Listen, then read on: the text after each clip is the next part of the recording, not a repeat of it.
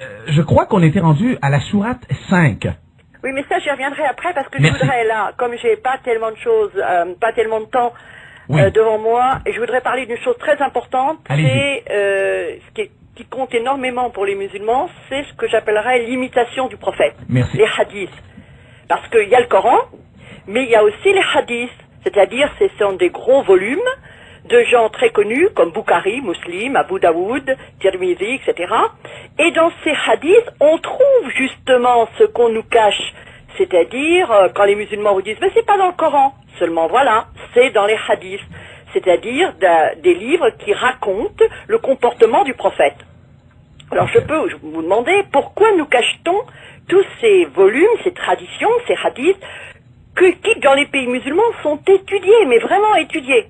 Eh bien, je dois vous dire que si on nous cache cette deuxième source, parce que c'est très important, hein, on dit dans le Coran, vous avez dans mon envoyé un beau modèle, vous avez dans l'apôtre d'Allah un bel exemple, sourate 33, verset 21, et puis vous avez aussi ceux qui obéissent au prophète, obéissent à Dieu, hein, c'est dans la sourate 4, verset 80. Eh bien, on nous le cache parce que ça montre le vrai visage de l'islam, un visage que l'Occident ne peut pas accepter sans rire ou sans trembler de peur. Je dis bien sans rire, d'abord, parce que c'est très drôle. C'est très loin de notre univers. Quand, par exemple, vous avez le prophète, l'envoyé de Dieu, qui dit, quand l'un de vous satisfait un besoin naturel, c'est-à-dire qu'il va faire caca ou pipi, qu'il ne le fasse pas en direction de la Mecque, Qibla, et qu'il ne lui tourne pas non plus le dos. Tournez-vous alors, dit la tradition, soit vers l'est, soit vers l'ouest.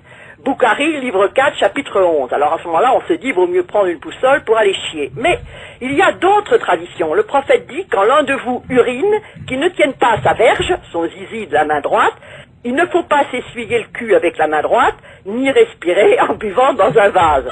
C'est dans Bukhari, livre 4, chapitre 19. Mais c'est vulgaire, arrêtez, vous êtes sur Non, attendez, je continue un tout petit peu. Selon Abu Huraira, le prophète a dit que celui qui fait ses ablutions rejette l'eau qu'il a aspirée par les narines et que celui qui se torche avec des cailloux en emploie un nombre impair. Attention, prenez des cailloux en nombre impair et pas coupant pour ne pas vous couper l'anus.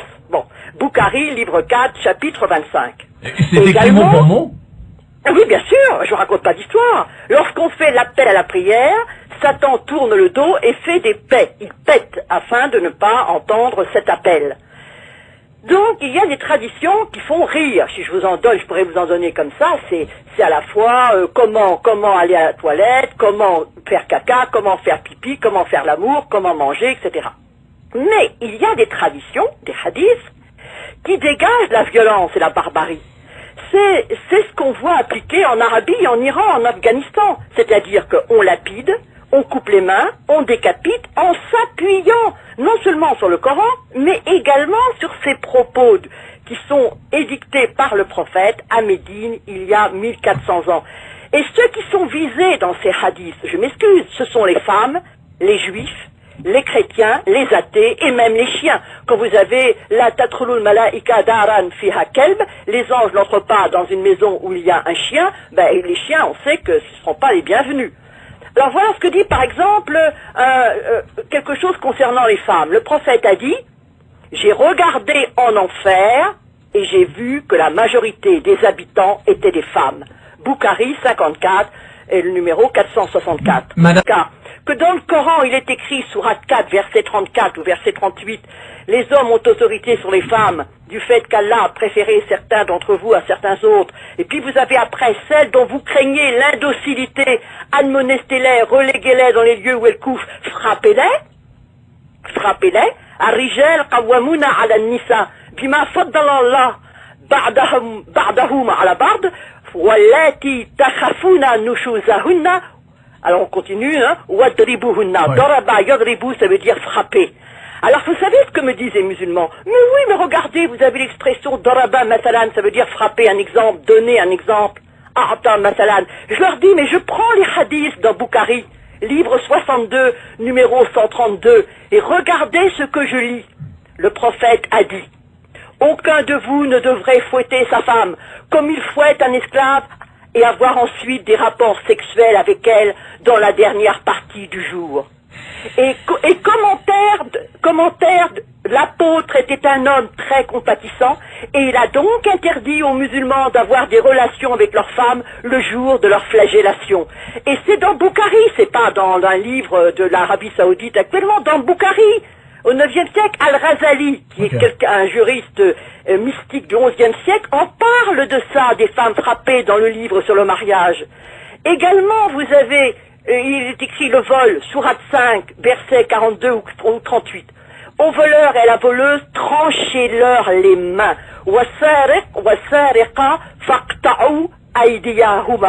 Mais vous allez dire, mais c'est dans le Coran, mais c'est pas appliqué. Qu'est-ce que je vois?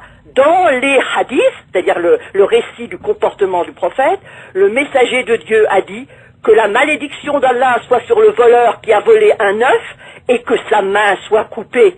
Récit d'Abu Huraira, Muslim, 17 4185, ou chez Boukhari, 81 774. Et pour la lapidation, parce qu'on me dit les musulmans qui mentent parfois, disent, mais regardez, dans le Coran, pour celle qui a commis, si je puis dire, l'adultère, elle est fouettée, mais elle n'est pas lapidée.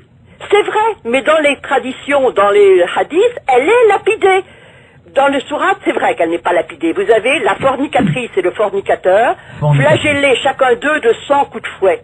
Et que par égard pour la religion d'Allah, nulle indulgence ne vous prenne en leur faveur, qu'un groupe de croyants soit témoin de leur tourment.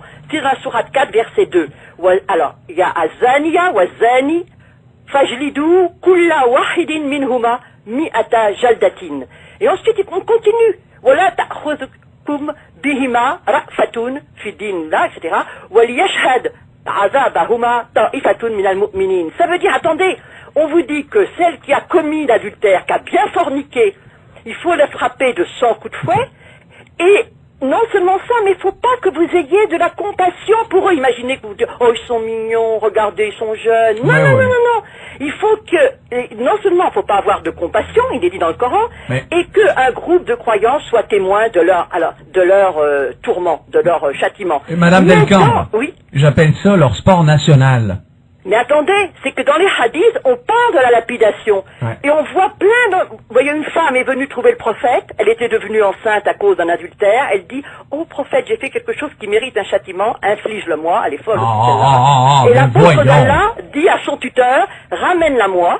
Et alors, quand elle est revenue, l'apôtre d'Allah a bien fait mettre ses vêtements bien attachés autour d'elle et il a ordonné qu'elle soit lapidée. Et ensuite, il a prié sur son cadavre. Muslim 17 4207. Et c'est la même chose, il y a plein, vous avez également un autre où il a fait pour un juif et une juive, et même celui qui raconte dit, Kuntu fi man rajamahuma, et celui qui dit ça, Rajamahuma, c'est Abdullah ibn Omar. Donc vous voyez, c'est partout. Il n'est pas permis, dit un hadith, de verser le sang d'un musulman, sauf dans 3 cas, l'époux adultère, le coupable d'un meurtre et l'apostat qui abandonne la communauté musulmane. Et en arabe, c'est dit, Azani wa nafs bin nafs, wa tarik li dinihi al-mufariq lil jama'ati. Et quand Ali a lapidé une femme le vendredi, vous savez ce qu'il a dit? Je l'ai lapidée selon la tradition de l'apôtre d'Allah, Boukhari 82 803. Et enfin, un dernier exemple, le prophète a fait lapider une femme et une fosse avait été creusée pour elle jusqu'au sein. Récit d'Abou Bakr, Daoud, 38, 4429. Et vous l'avez vu dans la vidéo sur la lapidation. Oui, on creuse un trou, on les met jusqu'à la, vous voyez, c'est-à-dire à la hauteur des seins, et on commence à jeter des pierres, ni trop grosses, ni trop petites. Le prophète d'Allah, quand il lui demandait si les femmes et les enfants des polythéistes pouvaient être tués pendant les raids nocturnes, il a dit, ils sont avec eux ou parmi eux, ils peuvent donc être tués.